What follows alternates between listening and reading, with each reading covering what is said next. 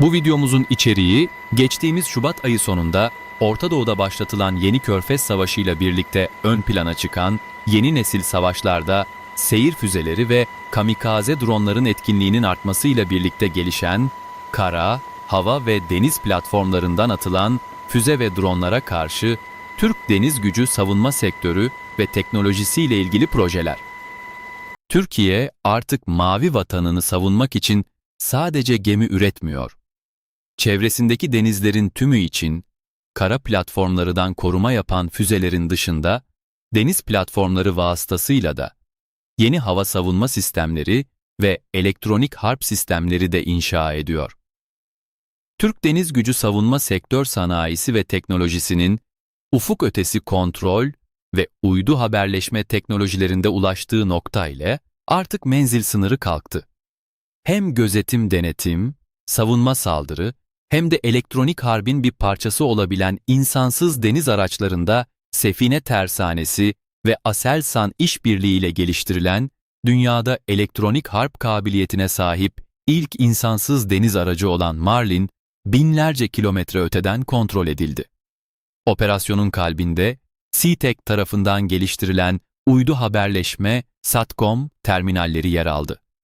Son yapılan savunma fuarlarından biri olan Riyad'daki fuar standında kurulan kontrol istasyonundan gönderilen komutlar, uydu üzerinden Marmara Denizi'ndeki Marlin'e iletildi. Araç, yüksek hızda manevra ve otonom görev tanımlarını sıfıra yakın gecikmeyle yerine getirdi.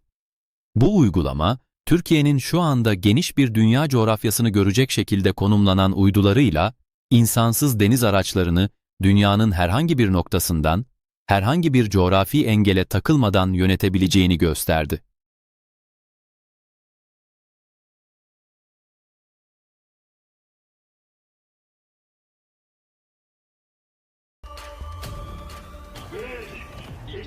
İkinci bölümdeki konumuz da yeni gelişmelerle hızlandırılan Yerli Hava Savunma Destroyer projesi.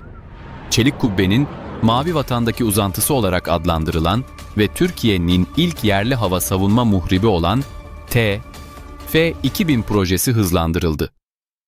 Gemi kızağa indi. Testler başlıyor. 96 hücreli yerli dikey hava savunma füze atım sistemi MIDLAS, havadan füze saldırılarına karşı vatan savunma görevi yapacak. ASFAT ana yükleniciliğinde İstanbul Tersanesi'nde proje hızla sürüyor. Test rampası hazır, fırtına yakında kopacak.